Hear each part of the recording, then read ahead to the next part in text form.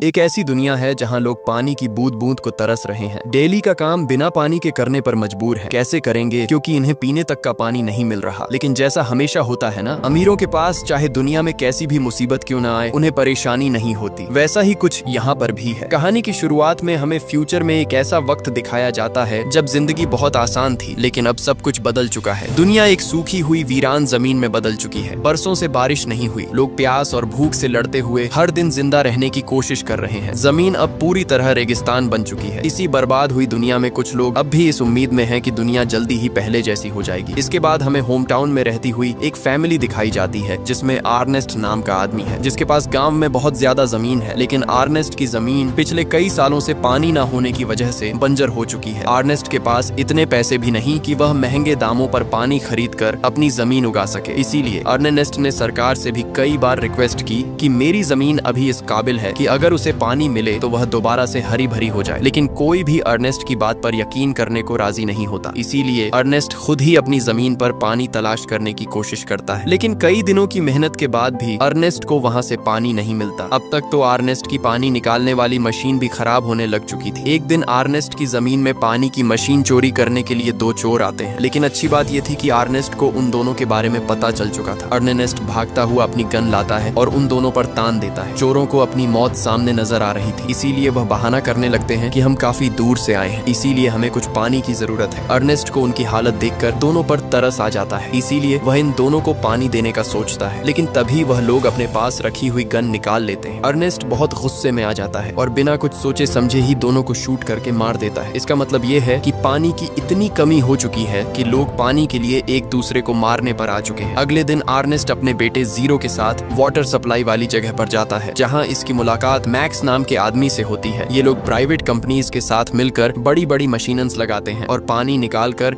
शहर के अमीर लोगों को महंगे दामों पर बेचते थे। अर्नेस्ट इनको बताता है कि यहाँ से कुछ दूरी पर मेरा खेत है। आपकी मशीनस की वजह से जो थोड़ा बहुत पानी हमें मिलता था, अब वह आना भी बंद हो गया है। इसीलिए आप लोग अपनी मशीनस को यहाँ से कहीं और ले जाओ। लेकिन मैक्स अर्नेस्ट को बुरा भला कहता है और उसकी बात मानने से साफ साफ इनकार कर देता है। अर्नेस्ट भी अब चुपचाप कुछ पानी लेकर वापस घर की तरफ निकल आता है। अर्नेस्ट के पास इतना खाना पानी नहीं था कि वह अपने गधे को भी पेट भर कर खाना दे सके। इसीलिए अर्नेस्ट के गधे की हालत भी खराब हो चुकी थी। वह बहुत ज्यादा कमजोर हो चुका था। रास्ते में आते हुए गधे का पांव एक पत्थर से स्लिप होता है और वह नीचे जा गिरता है। इसीलिए उसके अगले दोनों पांव टूट जाते हैं। बेचारा गधा पहले भूखा प्यासा परेशान था, लेकिन अब वह चलने के काबिल भी नहीं रहा। वह बहुत ज्यादा दर्द में था। अब अर्नेस्ट अपने गधे को दर्द से आजाद करने के लिए ना चाहते हुए भी उसे मार देता है। इसके बाद यह दोनों घर वापस आ जाते हैं, जहाँ हम अर्नेस्ट की बेटी मैरी को देखते हैं, जो मिट्टी की मदद से बर्तन साफ कर रही थी। अब इन लोगों के पास सामान इधर उधर ले जाने के लिए गधा नहीं था। इसीलिए अर्नेस्ट अपने बेटे के साथ रोबोटिक फॉर्म में जाता है, जहां ऐसे रोबोट्स तैयार किए जाते हैं जो लोगों के लिए एनिमल्स की तरह काम करते हैं। आज इस कंपनी ने पहली बार एक रोबोट तैयार किया था जो ह्यूमन नीड्स के हिसाब से बनाया गया था। सभी लोग यहाँ इकट्ठे हो जाते हैं, इसीलिए इस रोबोट की बोली लगना शुरू हो चुकी थी। यहाँ फ्लेम नाम का आदमी किसी तरह भी इस रोबोट को खरीदना चाहता था, लेकिन अर्नेस्ट फ्लैम से ज्यादा बोली लगाकर रोबोट को बाय कर लेता है, जिस बात का फ्लैम को बहुत गुस्सा था। इसके बाद अर्नेस्ट और जीरो अर्नेस्ट की वाइफ कर्लीन से मिलने एक हॉस्पिटल जाते हैं। अर्नेस्ट की वाइफ कुछ समय पहले एक एक्सीडेंट की वजह से बहुत ज्यादा बीमार हो गई थी, इसीलिए कर्लीन अब एक खास फ्रेम की मदद से ही जिंदा रह सकती है। अर्नेस्ट के पास इतने पैसे नहीं थे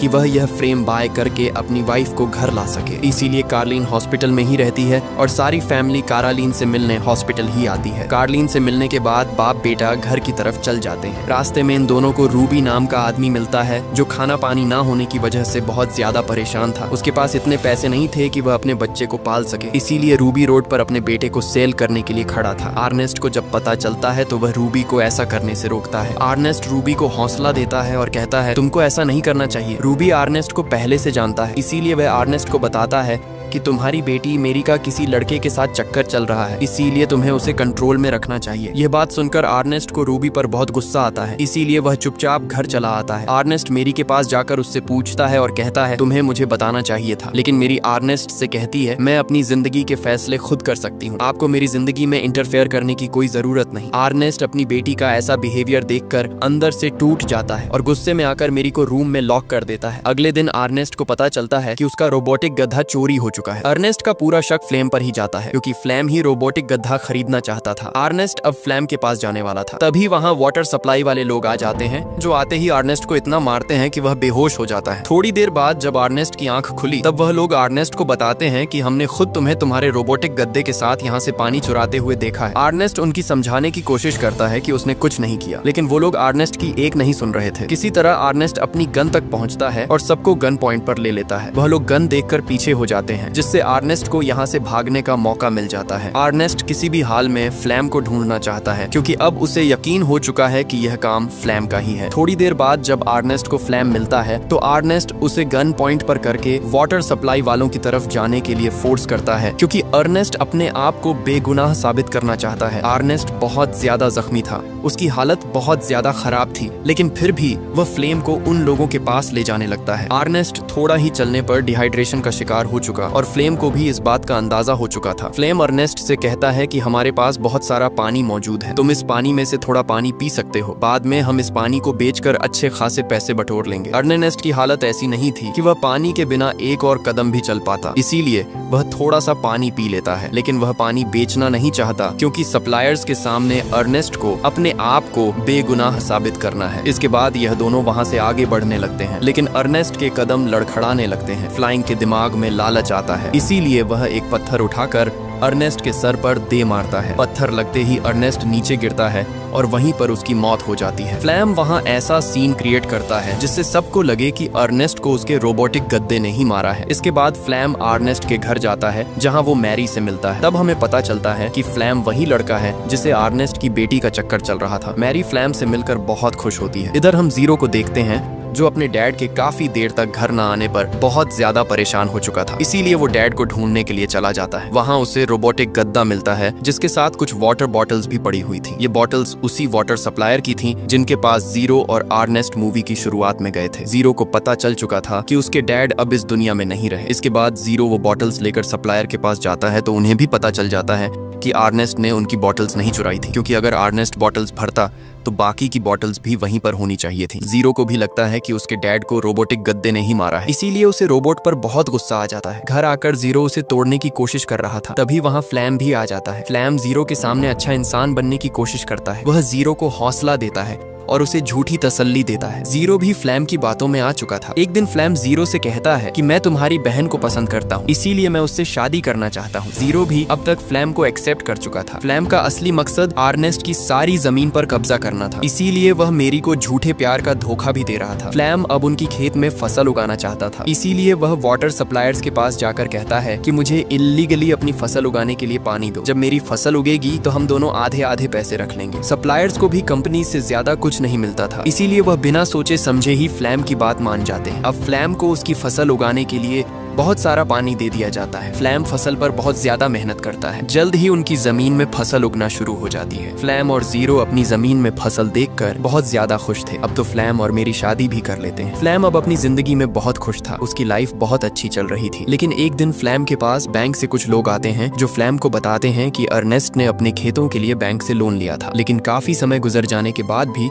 उसने अपना लोन अदा नहीं किया। अगर कुछ दिन तक लोन वापस न किया गया तो बैंक उसकी सारी जमीन पर कब्जा कर लेगा। फ्लैम को बैंकर्स की यह बात सुनकर बहुत ज्यादा गुस्सा आता है, क्योंकि उसने इन खेतों पर बहुत मेहनत की थी। वह किसी भी हाल में अपने खेत बचाना चाहता था। फ्लैम बहुत चालाक इंसान है, इसलिए वह रूबी के पास जाता है। रूबी बहुत गरीब है और आज से कुछ समय पहले वह गरीबी की वजह से अपना बच्चा बेच रहा था। फ्लैम रूबी के पास जाकर कहता है, मैं तुम्हारी मदद करूंगा, तुम मेरे साथ चलो। रूबी भी बिना अपनी पत्नी को बताए अपने बेटे के साथ फ्लैम के साथ चला जाता है। फ्लैम मौका देखकर चोरी चोरी रूबी के बच्चे को बेच देता है। इसके बदले उसे बहुत सारे पैसे मिलते हैं। जब रूबी को इस बारे में पता चलता है तो वह फ्लैम से लड़ने लगता है, लेकिन जिन लोगों को बच्चा बेचा गया था उनके कानून के मुताबिक जब सौदा हो गया तो उसकी कोई वापसी नहीं होती, इसीलिए वह लोग रूबी को मार देते हैं। साथ ही वह फ्लैम को भी शूट करने की कोशिश करते हैं, क्योंकि उन्हें लग रहा था कि फ्लैम रूबी के कहने पर ही उसका बेटा बेच रहा है। इस गोलीबारी में रोबोट को भी एक गोली लग जाती है। फ्लैम रोबोट को छोड़कर वहाँ से भाग जाता है, क्योंकि वह जीरो को बताएगा कि उसने अर्नेस्ट का रोबोट एक गद्दा बेचकर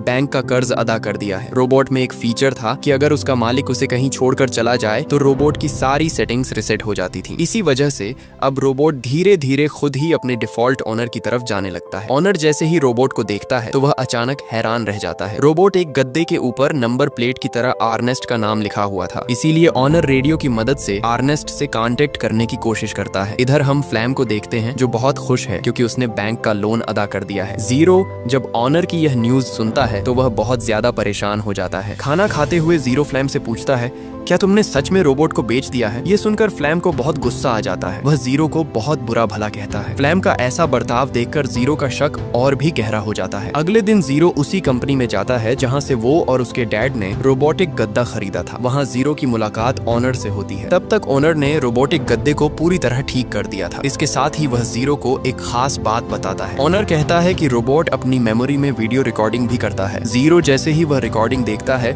उसे सच्चाई पता चल जाती है। असल में उसके डैड का कातिल कोई और नहीं बल्कि फ्लैम ही था। जीरो ये जानकर बहुत ज्यादा चौंक जाता है। इसके बाद वह घर आता है और फ्लैम से कहता है, हमारा रोबोट खुद ही घर वापस आ गया है, लेकिन तुमने तो कहा था कि तुमने उसे बेच दिया है। इस पर फ्लैम कोई जवाब नहीं देता। जीरो को फ्लैम पर बहुत गुस्सा था, लेकिन वह फिलहाल किसी अच्छे मौके की तलाश में था। जीरो फ्लैम से कहता है, तुम्हें रूबी अपने पास बुला रहा था। ये सुनकर फ्लैम बहुत ज्यादा घबरा जाता है क्योंकि रूबी तो पहले ही मर चुका था। अगले दिन फ्लैम को रूबी की तरफ से एक चिट्ठी मिलती है। उस चिट्ठी में रूबी लिखता है, मैं बहुत परेशान हूँ, इसीलिए मुझे तुम्हारी बहुत जरूरत है। रूबी ने एक वीरान जगह का पता चिट्ठी में लिखा था। अगले दिन फ्लेम अपने रोबोटिक गड्ढे के साथ रूबी द्वारा बताए हुए स्थान की तरफ जाने लगता है, लेकिन तभी उसका पैर किसी चीज में अटक जाता है। वह नीचे एक गहरे गड्ढे में गिर जाता है। गड्ढा इतना गहरा था कि फ्लैम की टांग टूट जाती है। तभी वहाँ जीरो आता है। जीरो की आंखों में देखकर फ्लैम समझ जाता है कि जीरो अब सब कुछ जान चुका है। फ्लैम अब भी जीरो को अपनी बातों में उलझाने की कोशिश करता है, लेकिन सच्चाई अब जीरो के सामने आ चुकी थी। जीरो फ्लैम को मार देता है और रोबोटिक गद्दे के साथ घर वापस आ जाता है, लेकिन वह मेरी को इस बारे में कुछ भी नहीं बताता क्योंकि अब मेरी फ्लैम के बच्चे की माँ बनने वाली थी। काफी देर तक फ्लैम घर नहीं आया था, इसीलिए मेरी बहुत परेशान हो जाती है। मेरी जेरो से कहती है कि अब हमें अपनी माँ को घर ले आना चाहिए क्योंकि अब हमारे पास इतने पैसे हैं कि हम अपनी माँ का फ्रेम अफोर्ड कर सकते हैं क्योंकि अब उनकी फसल बहुत अच्छी हो चुकी थी। और इसी के साथ मूवी यहीं खत्म हो जाती है। Thanks for watching.